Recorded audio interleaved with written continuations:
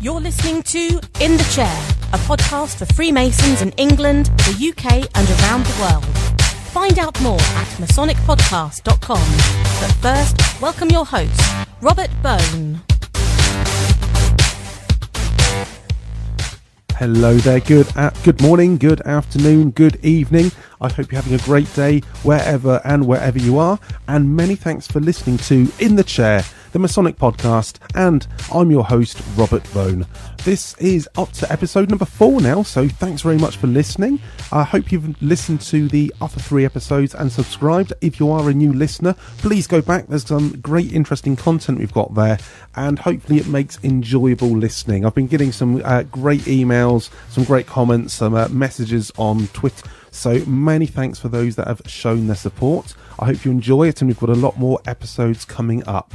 Talking of episodes coming up, well, let's jump right into today's. Today, I spoke to Paul Watson. Paul Watson, you probably won't have heard of. He's currently the Master of Kennet Lodge. That's the lodge that I'm Master of. It's actually his second time in the chair there. And he's also been the Master of Tenby Lodge, which is in West Wales. There's 2 reasons I've decided to speak to Paul. Firstly is because, well, the podcast is called In the Chair, and it's about my journey going through the chair of the lodge. And he, as current master, is going to be the one installing me in just a couple of weeks' time on Wednesday, the 23rd of September. And the second reason is because part of this isn't just to talk about the history and to talk to authors, although that's an important part of Freemasonry. It's also to talk to the people behind Freemasonry, the people that might not be so visible, and the personalities. And I'm sure Paul would be the first to agree that he definitely has got a personality, and he's great for Freemasonry. I'm sure once you listen to the interview, you'll understand why I was so eager to have him on. And it really is just a coincidence that he's going to be the person installing me. I probably would have him on regardless. So let's not beat around the bush too much here. We'll jump right in with the interview. I will quickly say show notes for this are available on masonicpodcast.com. That's the number 4, so masonicpodcast.com/4. So we talk about a few different things. The links and a summary of the discussion is going to be on there. So if you miss anything, if you are driving, you can just hop onto that. Links will be there. I'm going to let you listen to the interview, and I will catch up with you again later.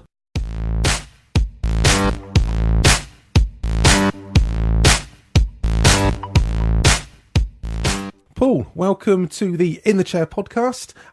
Hello, thanks very much for joining us. And how are you? I'm very well indeed, thank you, Rob. I'm delighted to be able to talk with you. Excellent. Appreciate you coming on. So, as I said before, this is a podcast called In the Chair. It's really for Freemasons in the UK and also around the world. We can have a listen to it as well. So, could you just really briefly just introduce yourself and say who you are? Well, my name is Paul Watson. I'm the current Worshipful Master of the Kennet Lodge, number 4,414 in the province of Berkshire. Yeah. It's my second time through the chair, and I'm coming to the end of my year where I'm going to be installing you, Rob, as my successor in the chair in 2 or 3 weeks. It's it's going to be in a couple of weeks' time. So that's why I thought you would be a great person to speak to, because the podcast is called In the Chair. It's following, of course, going to be my journey going through the chair, and it's going to be relevant for all Freemasons. But of course, you're in the chair at the moment, and it's going to be you that's putting me in. So there's obviously a bit of preparation. So it'd be wrong of me not to ask, how's that going? I do have to say, it's been going okay. It's been going okay. It's such a difficult thing over the summer, of course, where there's so many distractions to get your nose back into the book. It doesn't matter how many times you've done it previously, you've still got to get all that learning back under your belt. So the time when you're under pressure and there's lots of people there, you feel comfortable that you can actually go through it, get all the words out. And actually, it's really important for somebody like me to be able to, that when I do install you in the chair, that I do it justice. So you actually get the benefit, and you can really enjoy it, take it all on board, so it doesn't look like an effort. So there is that pressure, but it's one of those things that we thrive on. I think that's one of the things, is that it is a joy to watch you perform the ritual in Lodge, and I think many people agree with that, because exactly as you say, you don't just go through the words and say it, you actually put the meaning behind it, the emotion, and I think that really does carry across to the candidates and everyone else in the room at the time as well. I'm blushing. Oh, but Rob, it's lovely to hear. Actually. It is lovely to hear, because it's something you have to do once you're comfortable with all the words. It's at that point it's got to mean something, and if you are actually projecting it to somebody, it's actually lovely to hear back that people actually do enjoy it, and it does mean something. It isn't just going through it parrot fashion. It is much more than that. And it's great to hear. Thank you. No worries. And actually, I was thinking as well, you said that you are, of course, currently the Master of Kennet Lodge, my lodge, but during your year in the chair of Kennet Lodge, you've actually been in the chair of Tenby Lodge as well, wasn't it? That's absolutely right. I just realised that it would be cheaper than buying a TV licence for the year. So I thought I'd just go into two chairs at once. It was just one of those unfortunate coincidences that somebody wasn't very well. The senior warden had a stroke. Right. And he's perfectly okay. I'm delighted to say he's okay. But he wasn't able to continue. They were stuck. And to the rescue, I was happy to help. And I had an absolutely smashing year with them, and that I've been looked after beautifully. But of course, it can be very slightly difficult that if you're in Tenby Lodge doing 1 degree on a Monday night, yes, and on the 2 days later on the Wednesday night, you might be in the chair doing a slightly different ritual, maybe one of the other degrees 2 days later. Yeah. It was, I would say, you wouldn't want to test myself like that every year, but I've had a cracking couple of years, and of course it's delight to be back in the chair of Kennet Lodge, which is my mother lodge, and it's still Masonically home to me. So when were you first in the chair of Kennet Lodge?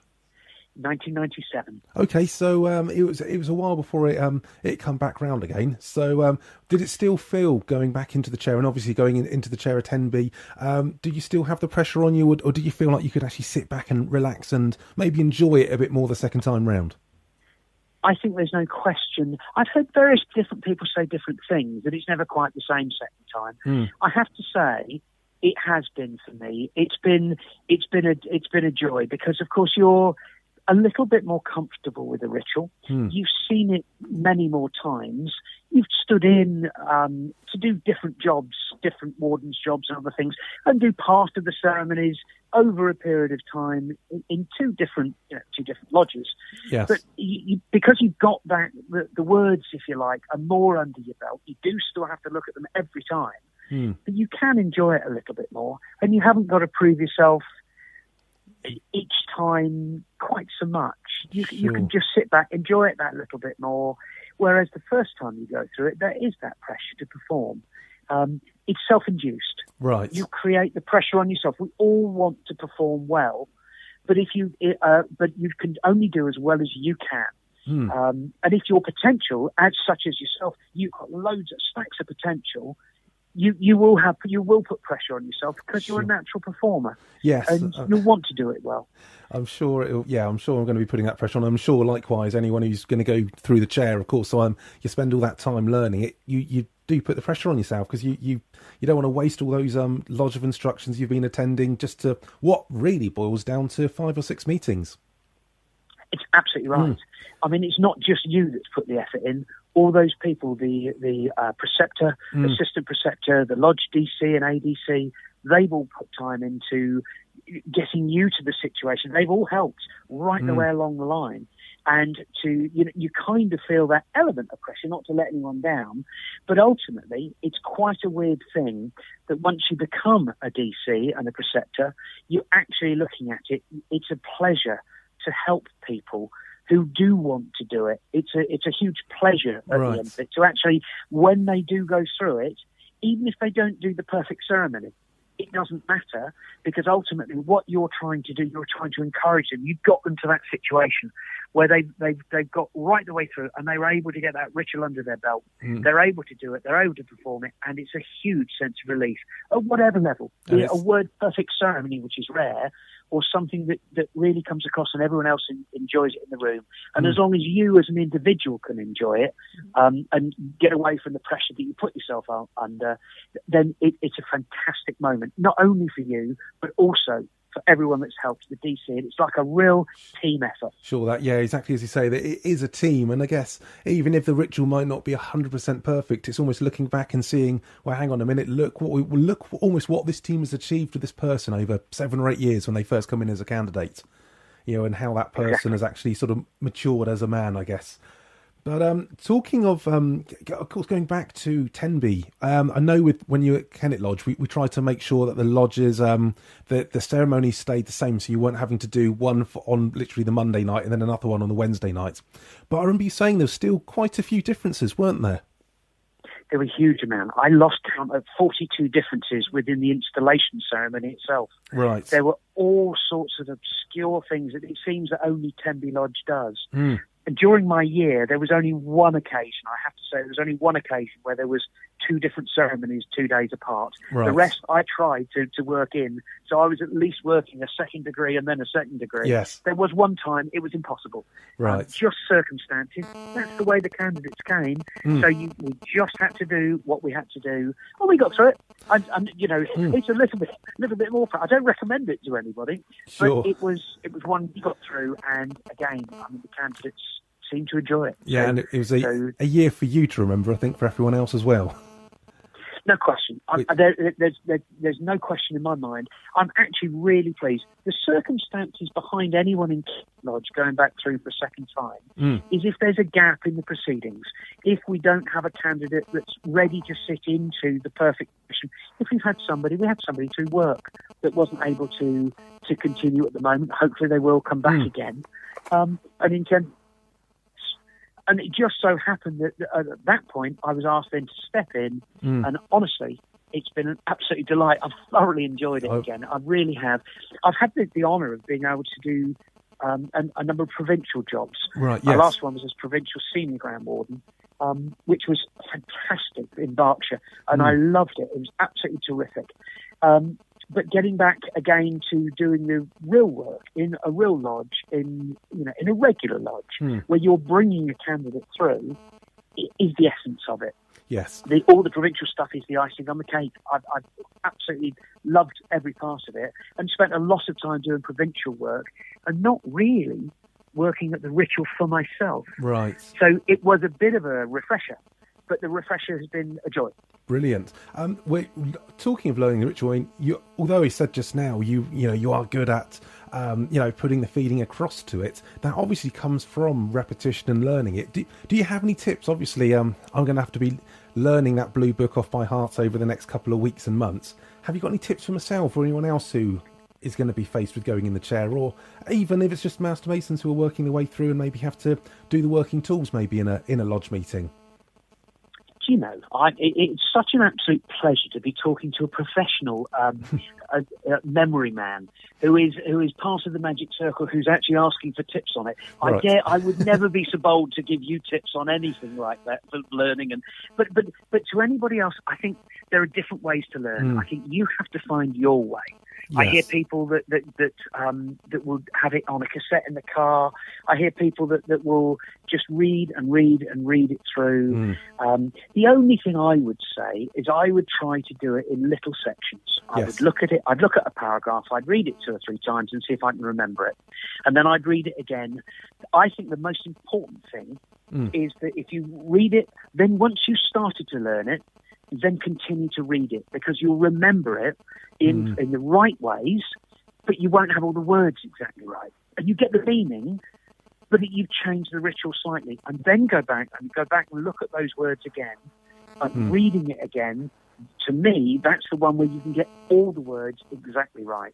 And if you can then do that, then you're away. Then that would be my tip. Yes, because one of the things that you say about breaking it down, that's what I've tried. And over the last, I realised a while back it was going to be coming up on 100 days until the installation. So I come up with a 100-day plan to not necessarily just learn the installation, but learn the installation, what I need to do for that, as well as not be word perfect with the other ceremonies, but just try to get to grips with them a little bit, so I then don't have to try to learn them within a 30-day period. And I know what you mean. When you actually just do little things on a regular bite-sized chunk, it's surprising how actually quickly you can get through and actually start making progress. I mean, obviously, I don't want to speak too soon, but I do feel a bit more confident now than when I was just frantically going through the blue book. I think that's absolutely right. The other thing, the way I started to learn that in the very first instance was going to Lodge of Instruction, when you would be giving a small section. You might, for example, if you did the charge in the northeast, or the charity charge as it's known in Tenby, would you believe? Right. If you did the charge, that is part of the Worshipful Master's ceremony. Yes. And if you've done that, when you actually get through to look at this huge amount that you've got to learn as the Worshipful Master, and then you suddenly go, oh, I've done that. And then you look at another part and you've done that as well. You think, well, I've only got half the amount to learn. So once you've got those under your belt, because you've learned them as separate entities, when you put it all together, it suddenly becomes easier. It's just small bite-sized chunks that you can deal with every one of those. Don't be put off by the huge amount. Learn it in sections. And also saying that you also start spotting the similarities. For example, I realised that going through that by doing the deacon's work, suddenly you realise you've actually pretty much learnt most of what the Master has to do for the entrusting. Because it's an interaction. One goes back through. Yes. Absolutely right. And you kind of realise, hang on a minute, there's a couple of pages here which I can just blast my way through. I pretty much know half of it. It's sometimes you get to those little bits, it's like stepping stones, and it gives you the confidence to carry on going. Completely, I agree. And then you look at it, the amount of times that when an initiate comes in and looks at it and goes, I would never, ever be able to learn that. And the amount of and when you do it in those little bits and you get that opportunity at Lodge of Instruction to play, firstly, maybe the inner guard or to do the prayers, and then to get a chance to be a deacon, and you start getting taken round. Once you start seeing it a few times, it kind of all slots together. That little jigsaw. There is one actually piece a in logic. Jigsaw, Yeah. Exactly.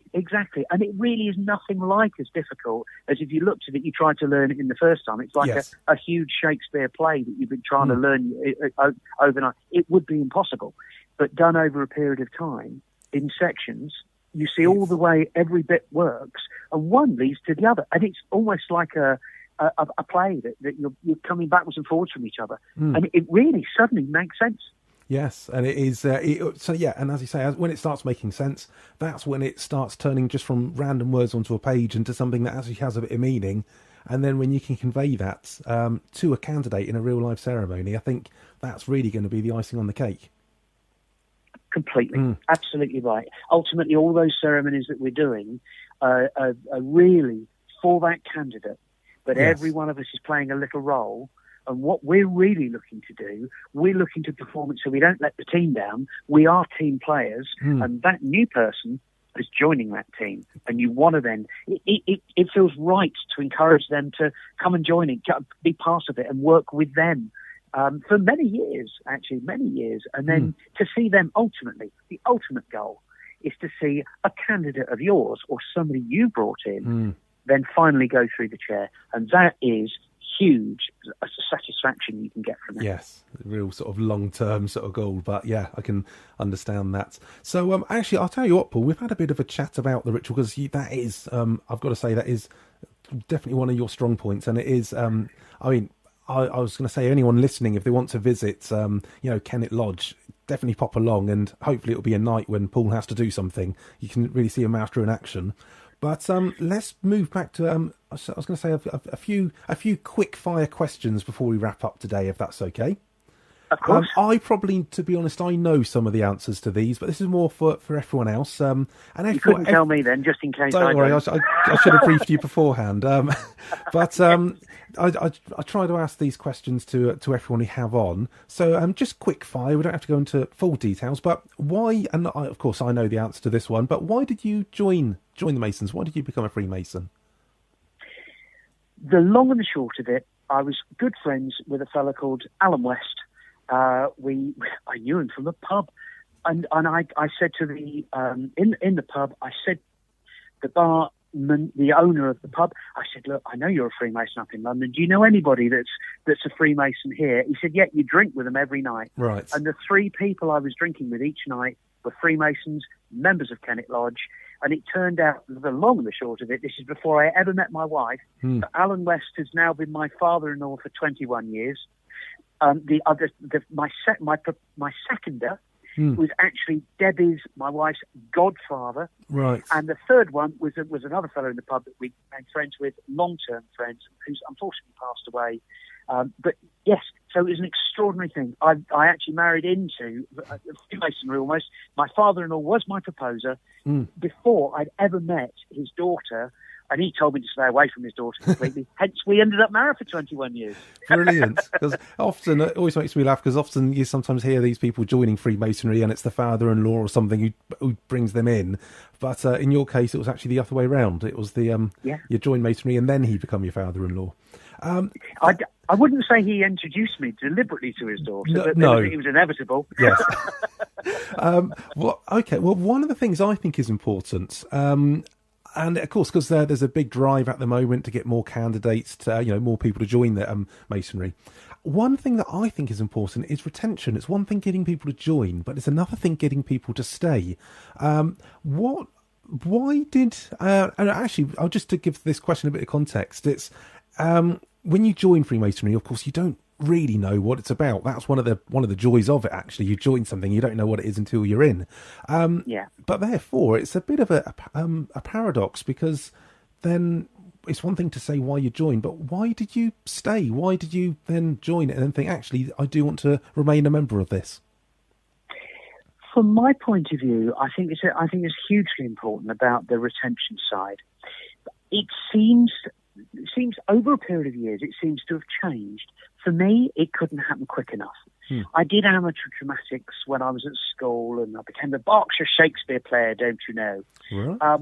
And I thoroughly enjoyed all the that side of it's like an organised form of showing off and performing. Performing, I would say, I wasn't doing anything like it, and I thoroughly enjoyed that side. I found it hugely challenging. I had a huge thirst for knowledge, Masonic knowledge, right. Not only through the craft, but through the various side orders, which I joined a few. Right. It couldn't happen quick enough for me. I really wanted to. I couldn't wait for the next bit to learn so I could then go and perform it. And I thoroughly enjoyed that performance side. But at every meeting, there would be the social aspect to it. At the Lodge of Instruction, I always actually enjoyed Lodge of Instruction more than I enjoyed the meetings themselves. We always had such a giggle there, yes. where we'd actually be learning together. So I enjoyed the camaraderie. I enjoyed, of course, it's a hugely important thing about the charity side, yes. and we're all, it's in us to do it. And that's great. Long may that continue. But there are other elements. I enjoyed the performance side and the learning and the testing of myself, and then being able to perform it under pressure. I enjoyed that. That was great. Couldn't happen quick enough for me. So, to put you on the spot, do you have a one particular memorable experience in Masonry, whether it's part of a ritual or just a general experience of it? Any one thing that maybe stands out, one memory you have from Freemasonry? I would say, oh gosh, that's really put me on the spot. I know, sorry about that. I would say there's two that I've immediately come up with. Right. I proposed my father into Freemasonry. Okay. And Alan, my father-in-law, was going to be in the chair. I was going to be taking him round as junior deacon on that night. Right. And I'd lined up a dozen of his old YMCA cricketing friends. Right. All sorts of Masons. I had everything planned. And my dad passed away 3 weeks before he became a member. And the evening I had to stand up, and it was, there was a real emotional feeling about, and I had to stand up and say, thank you for all the support. He would have loved it, and it would have been fantastic. So for me to have proposed my father, that was a fantastic moment. The other one, perhaps, which is a slightly odd one, apart from when you go in the chair for that very first time, That's an incredible feeling, and a real feeling of being welcomed. It was like the very first time that when I had my third degree, I remember I felt like I joined. I felt like I was a member because I could have my own case with my own apron. And I remember on that evening looking around, there were a couple of people I had no idea that were Freemasons, that they'd heard, they'd come along as other people's guests. That was a huge moment as well. So there are lots. I mean, there's so many that you could pick on that really stand out, but those were maybe a couple. And one final question, Paul, is would you have any advice to a Master Mason, or perhaps actually to anyone who's considering joining Masonry as well? Well, I think that it's on so many different levels. If you've got somebody who's a friend that enjoys it, they don't waste their time. They do it for a reason. I think we've all got different elements that we enjoy. It could just be the social side. It could be the charity side. It could be the performing side. But you put them all together, you go away from a meeting and you're on a high. Genuinely, for a couple of days, you've got like a little spring in your step, a little buzz that just, for me, that's never gone away. Right. I've always thoroughly enjoyed that.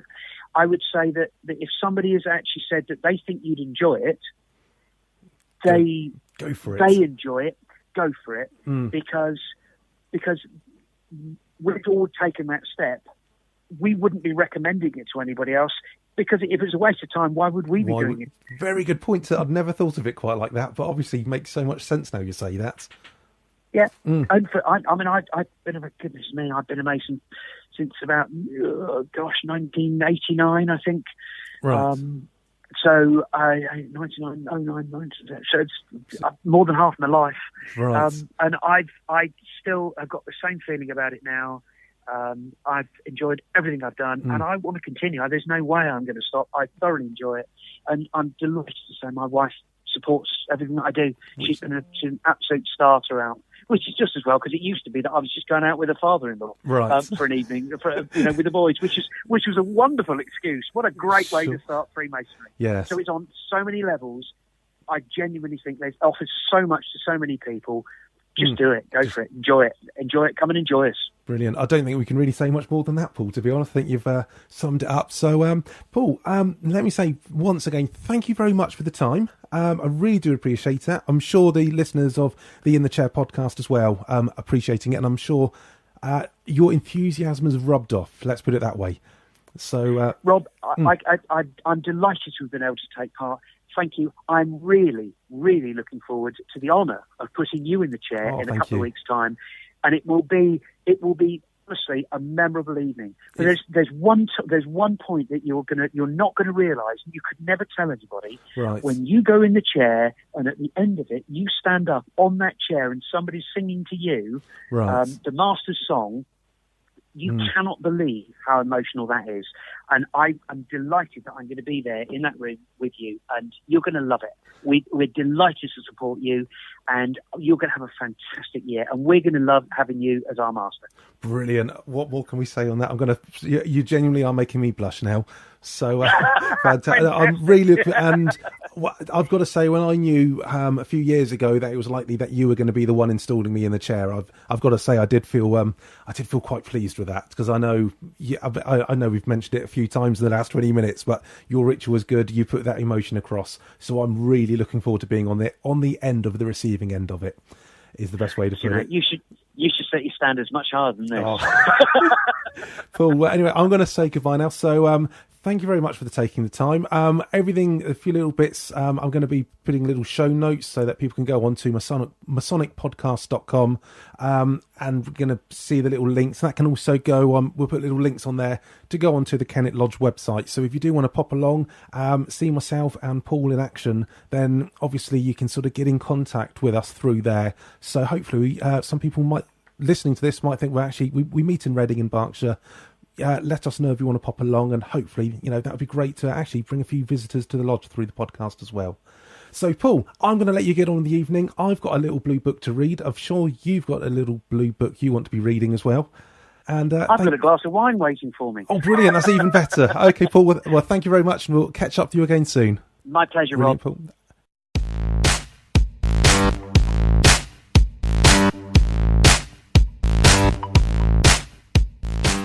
So once again, a big thank you to Paul Watson for giving some of his time for an interview for In the Chair podcast. I'm sure after listening to it, not only did you find it interesting, but hopefully you found it entertaining. And one of the main things is the enthusiasm that Paul has for Freemasonry. And I'm sure you find that is actually infectious. And it is really good how he does his ritual. It's obvious that he's taken the time to learn it, and not only has he learnt it, he's worked on the meaning behind it and how he puts it across. He does allude a little bit in there that when he was younger he did do some theatrics, but when you actually see him do his ritual, you understand the time that's been put into it.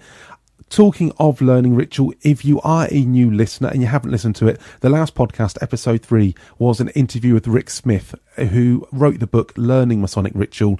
And not only do I recommend you should get the book, but also I do recommend listening to the podcast because he does give some good tips. So I think between the last 2 interviews, if you're someone who's going to be going into the chair, or you're working your way through the offices, or perhaps you already are a past master and you've got to do some ritual, listening to those 2 hopefully gives you a great idea about putting not only the ritual together, but putting it across in a way that actually makes that connection with the candidate. Also, of course, Paul is going to be learning all of this because he's going to be installing me into the chair of Kennet Lodge. If you want to come along, it would be amazing if some people actually visited off the back of listening to the podcast. It's going to be in a couple of weeks, not that long after the podcast actually comes out. It's going to be on Wednesday, the 23rd of September, and it's going to be in Reading in Berkshire in the UK. We're going to need a couple of days' notice, obviously, for seating and those sort of things. If you do want to come, please get in contact with me straight away. My email, you can contact me. It's robert@masonicpodcast.com, or go onto the Kennet Lodge website. It's kennet4414.org.uk. Find us there. You can contact the secretary and book yourself in to find out more about the times, those details there. And as I said, it would be amazing if a couple of people were to turn up after listening to the podcast. That would be absolutely fantastic. That would make my day. That would make my evening, and really be a great start to the year. And really, you might even find yourself being interviewed for In the Chair podcast at a future time as well. So I've just given you the link, obviously, for Kennet Lodge website. Everything else that we've talked about is going to be on the website as well. The show notes is masonicpodcast.com/4. That's the number 4. So pop onto there. Also, talking of website and listening and those things, if you have not already, please subscribe either on iTunes or Stitcher. To iTunes, the best way to find it is masonicpodcast.com/iTunes or /Stitcher. Make sure you hit the subscribe button, and also please share it with your friends and colleagues in Masonry, and of course anyone else interested in becoming a Mason. So I'm going to say goodbye. Thank you very much for listening. That was episode 4 of In the Chair, the Masonic podcast. I've been Robert Bone. Please do contact us, and I will speak to you again next week. Thanks and goodbye. Thank you for listening to In the Chair. Visit masonicpodcast.com to see the show notes and in-the-chair.co.uk for more resources to help you get the most out of your Masonic journey. If you enjoyed the show, please let us know by rating and reviewing it on iTunes. And remember to subscribe so you don't miss our next podcast.